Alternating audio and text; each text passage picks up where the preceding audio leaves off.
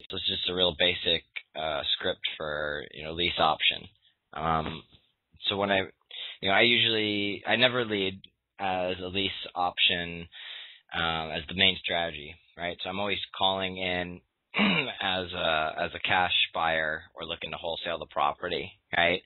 So the same kind of script we went over a couple days ago.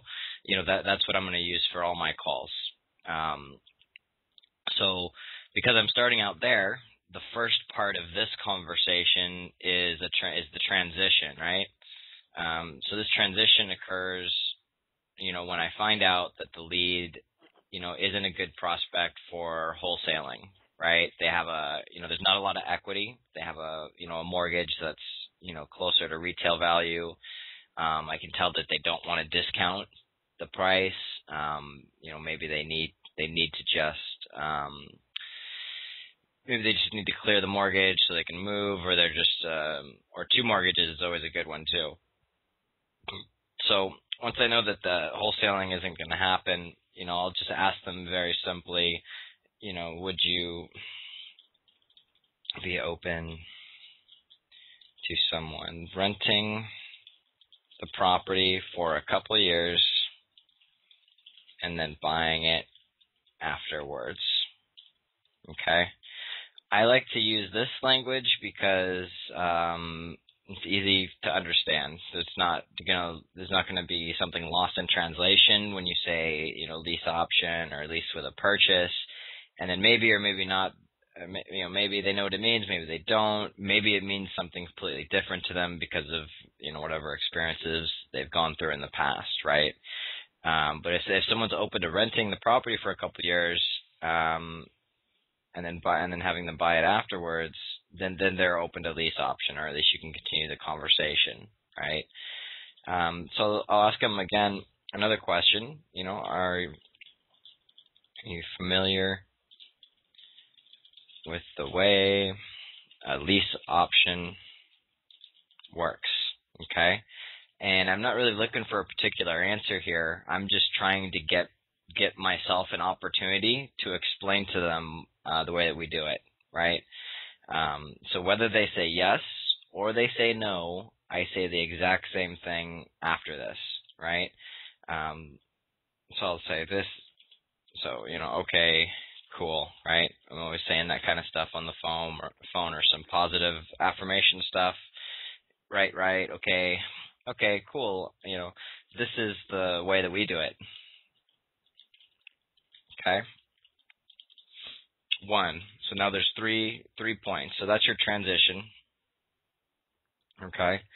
And now we're going to go over the 3 points or benefits for lease option, right?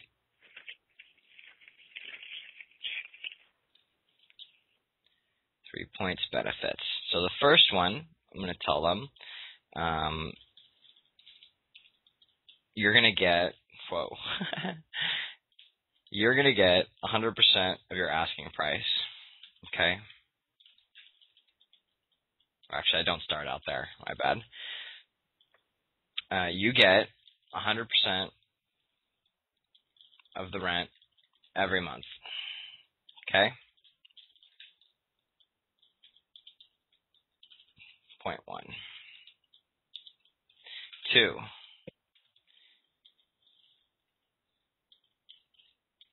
You get 100% of your asking price,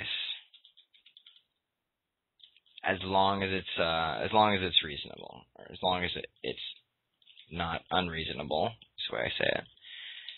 And so you kind of throwing in a little bit of a joke in here. Bill's got better jokes than me, but so I'll say you're gonna get 100% of your asking price, as long as it's not unreasonable, and I'll change the tone, right? So as long as you're not asking for 3 times what it's worth, it's got to be something reasonable. And then the third thing is that the tenant buyer is going to take care of the day-to-day maintenance. Okay? So you won't have to worry about leaky toilets.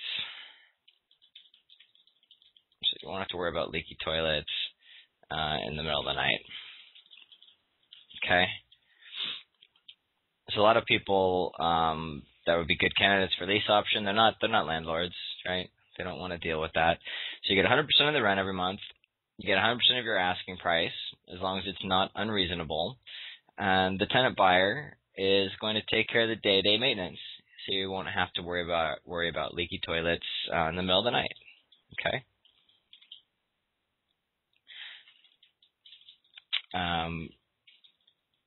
It doesn't cost you anything.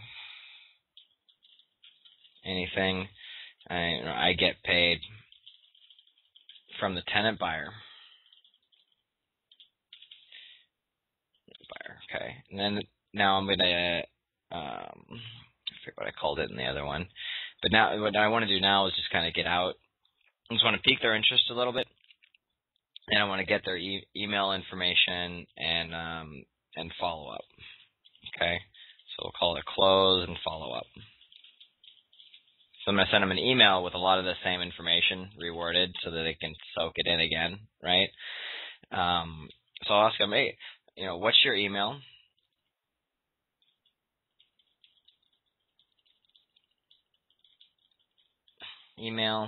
So I can send you my contact information, okay?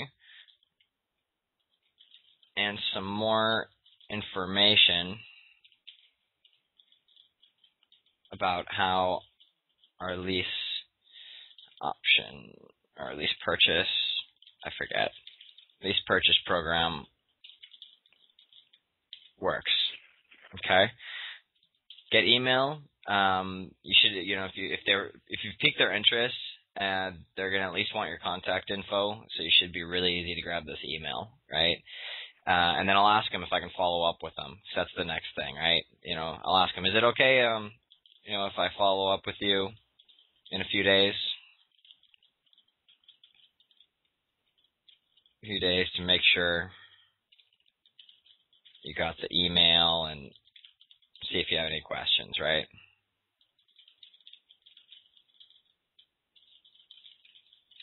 So that's basically it. I mean, this is why I like lease options, because I think they're pretty simple in this regard. And then, after this process here, what I'm going to do is I'm going to call them in 3 days or 4 days. I think it's 3. Yeah, that's the normal thing I do. And then I'm going to ask them, hey, did you get the email? Super easy to open up the call and see if they had any questions. I just want to make sure you got the email, see if you had any questions. And then if they're interested, either they're going to send you back the marketing agreement, which I attached in the email too, or they're just going to fire objections at you. Which is cool. Because, you can sit and have the conversation and try and pull out objections. But this way, they'll generally have a few questions ready for you.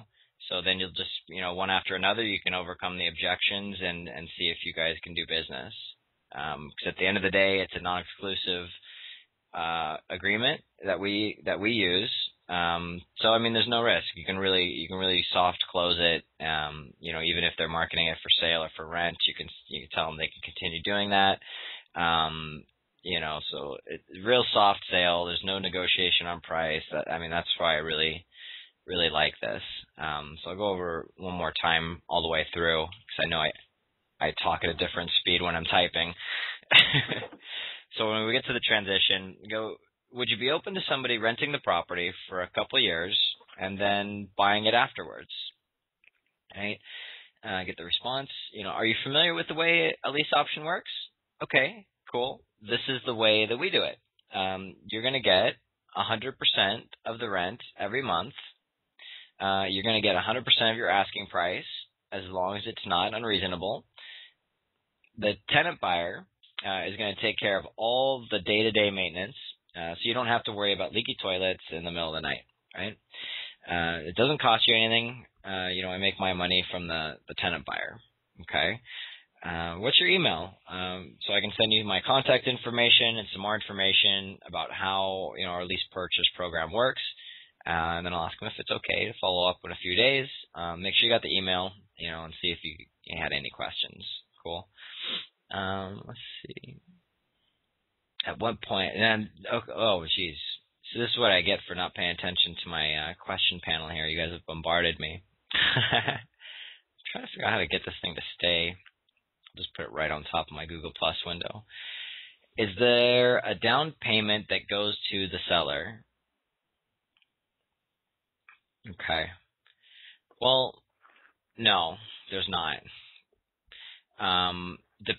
So sometimes you're going to come across the seller. This is a very common objection. The seller, and I think I was talking to Starry yesterday, and she wasn't calling this text lead she got because they said they wanted $10,000 down on, like asked them in the text. They opened a lease purchase, and they said, yeah, $10,000 down and these terms. So they know what a lease option is. They know how to structure it. Give them a call and find out. So you can do whatever you want. The down payment's negotiable. It's common if one investor has a property under contract for another investor to come along and say, hey, I have a tenant buyer, right? Let's split the option deposit. That's a very common way of partnering on a lease option. So, same thing if you got a seller, especially if you're out in California, because you can get a $20,000 option deposit, I wouldn't mind splitting it, right? But the main thing when a seller wants option deposit is to find out why. What's the objection? So usually it's because, they just want a security deposit. They're like worried that the house is going to get beat up, right? And the answer to that is, it's a tenant buyer. They're going to take better care of the property than a traditional renter, right? And you can go into further detail on that. But yeah, usually the option deposit just goes to, it goes to somebody, but usually not the seller. But you could negotiate that. Jerome says, at what point do you or did you introduce yourself as an investor doing a lease purchase? I really like this question. I typically nowadays I get it out there pretty early in the conversation that I'm an investor.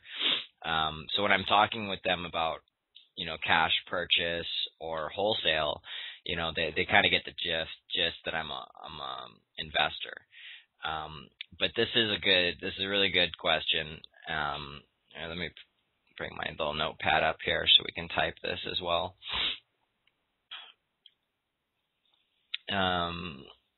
Okay. Intro as investor. Okay. Some people aren't comfortable saying that they're an investor on the phone because they think they're going to get like a lot of prejudgment, or the seller's going to prejudge, or they're not going to be interested in dealing with an investor. So you kind of come across as you're just buying it for yourself, which is kind of how I do it too. So what I will say, I'll ask them if they're open, if they'd be interested in lease optioning it, right? And if they say yes, then we start talking, so lease purchase. And so you guys slip it in before you start talking about the benefits. So I'll say, hey, I might be interested, in lease purchasing the property from you, which you can do. But I also have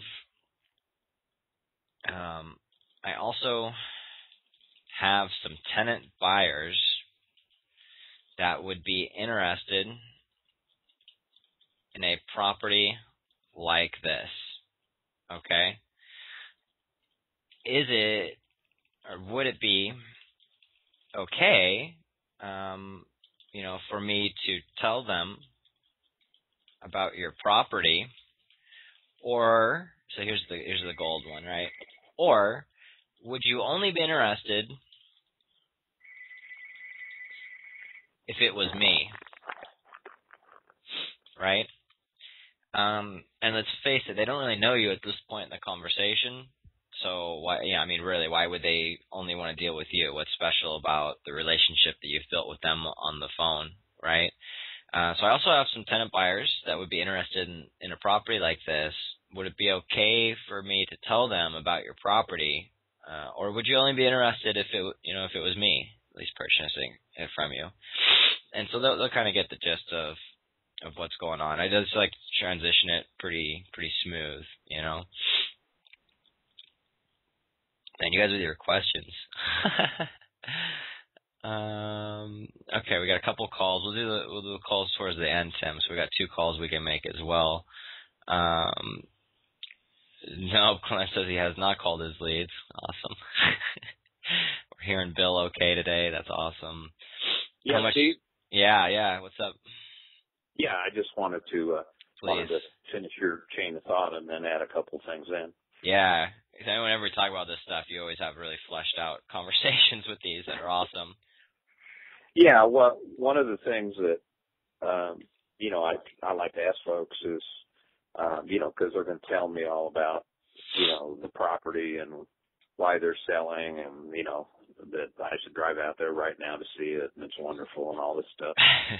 And I say, well, sounds like a great property based on everything you told me. And, but, this is a crazy marketplace and it's twice as hard for retail buyers to qualify, to get loans today. Mm-hmm. And I'm sure your property will sell, but, if it doesn't sell, are you folks going to just go ahead and rent it out like everybody else is doing here in town that haven't had the opportunity to sell?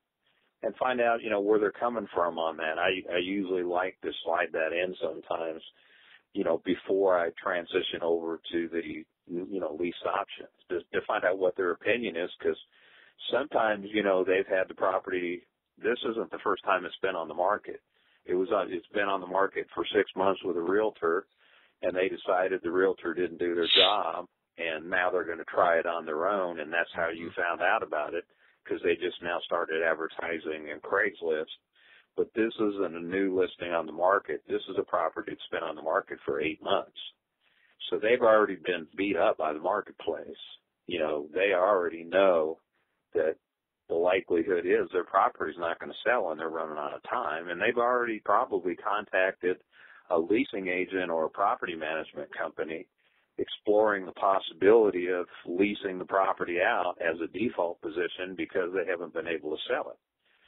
So now if you kind of find that out and you find out how long it's been on the market, whether they've listed it themselves, or was it previously listed, and, sometimes you can get into that information, and also whether or not they've had any offers on it and stuff like that if it's been on the market for a while. And now, you really get a better picture of their situation. So if they say, oh, yeah, we just contacted a leasing company last week and exploring the possibility of leasing it out because we're running out of time, we got to be gone in the next 30 days. And then, now you go, well, if that's the case, wouldn't it make more sense if you're going to go ahead and rent it out anyway to see if we could find somebody that's going to, rent the property now and buy it later? If we can find a buyer for the property that's just, willing to rent right now and buy it later or not, and see what they say. And that's, then you open up the conversation about the lease option and all the benefits that you've already previously discussed. So if you get a little bit more information sometimes, and you find out they have been trying to sell it for a while, then, and especially, and this is a line that Gil developed is, are you going to go ahead and rent it out just like your neighbors have been doing in the area that couldn't sell their properties? And a lot of folks, as soon as you say that, they will say, well, yeah, we've considered that, or we've talked to a property management company, or we just talked to a leasing company. And see, that opens the door now to the lease option. Right. Yeah, very good. Awesome. Okay, let's see. We got another question from Melly here. How much do you charge a tenant buyer? Usually it just depends on the market. I mean, it's generally like 3.5%. So, I mean, I've never done a lease option in LA, but in the Midwest, I mean, it's usually like 3,000 to 5,000. You can get a little more, but here in LA, I mean, you can get 10, 20K. Bill, any feedback on that? I think. Yeah, well, it's obviously in a market that's on fire, that's essentially a cash market, which is California. It's much more difficult to do a lease option. The only way you're probably going to do one there is if the property truly cannot sell any other way. I mean, right. They have to have every kind of resource, and maybe they're upside down by 20 or 30,000 and can't do a short sale and not willing to come to the table with a boatload of cash. then the only other option is if they don't want to do a short sale and trash up their credit or walk away from the property, that is the only solution. So sometimes that would be the solution. And, a place like California, the 3.5% comes from, so let's explain why the 3.5%. Cool. Is, places like the Midwest and the South, have lower priced properties where the median price is somewhere, $120,000 to $160,000 usually. So with that level of price points, then most of those buyers are going to be qualifying or applying for FHA loans. And FHA loan requires that the down payment be a minimum of 3.5% of the sales price, plus whatever closing costs are. And that's typically another 3% of the sales price. So that's where the 3.5% comes from. And whereas in a place like California, there's probably less than 3% of all the loans in the whole state are FHA.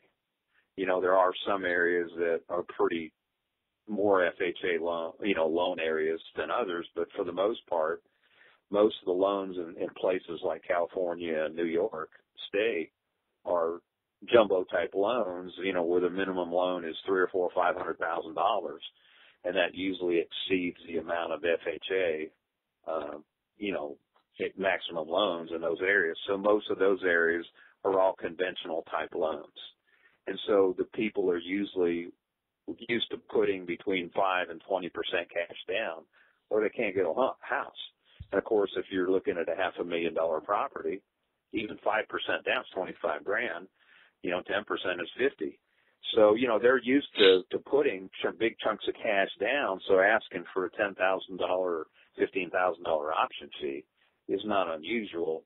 It's not an unusual amount of money to put into a property in a high priced area like California. Whereas in our market, with the median prices being $160,000, people don't have that kind of money. You'd be lucky to find somebody with $7,000 or $8,000. That's about the max. So nobody's running around hardly at all with 20 or 30% cash down, and you just don't see it hardly at all. Maybe 1 or 2 people in 100. So that's the difference, and that's where the 3.5% comes from. Back to you, Steve. Nice. Thanks, Bill.